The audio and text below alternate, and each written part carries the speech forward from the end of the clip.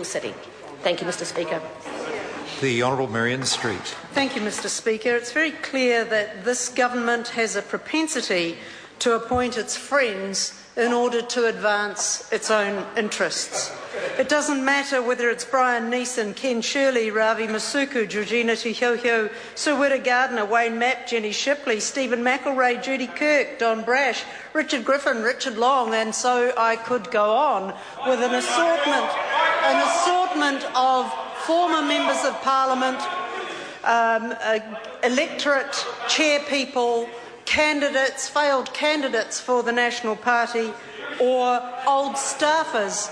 They continue to appoint people they prefer in order to advance their own interests. And there is one particular appointment, Mr. Speaker, that I want to speak about with some real seriousness, because it goes to just what the government is trying to achieve with its appointments.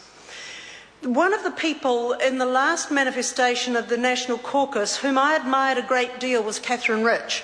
She is a woman of ability and principle, and I admired her a great deal. She in fact led the National Caucus in some issues, such as the Section 59 debate, when she refused to be whipped and follow the party line and make sure that we got a better legislation than was in place.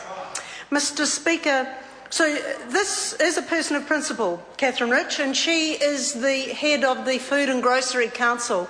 So why has the government appointed her to the Health Promotion Agency? There is clearly a conflict of interest. The Food and Grocery Council is food and beverage industry is a $15 billion industry, and the Food and Grocery Council's own objective is to promote, oppose or move for the rescission of any legislation, regulations, bylaws or policy affecting the interests of members, and I quote that from the objectives of the New Zealand Food and Grocery Council.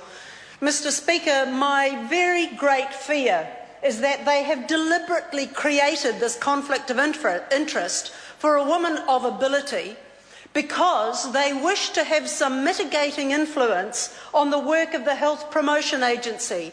What is the objective of the Health Promotion Agency? Well, the Health Promotion Agency, it says, must lead and support activities for the following purposes: promoting health and encouraging healthy lifestyles, preventing disease, illness and injury, enabling environments that support health and healthy lifestyles. Mr. Speaker, the Food and Grocery Council has campaigned against the mandatory inclusion of folic acid in bread. It's campaigned against the reduction of salt and sugar in food. It's campaigned in favour of liberal trading policies for alcohol.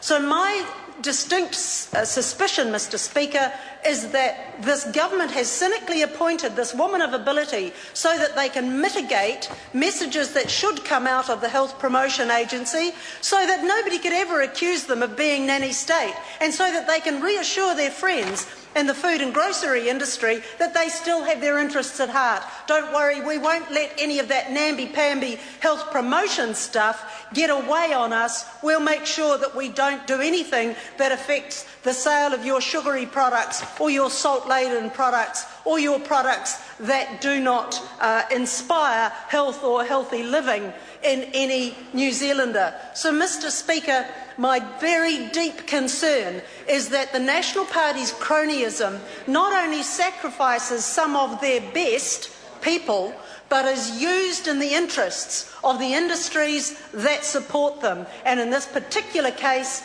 their cronyism is used against the interests of the health and well-being of New Zealanders. This is one conflict of interest, Mr. Speaker, that this government is using deliberately for its own purposes, and they need to reflect seriously on that issue. Thank you, Mr. Speaker.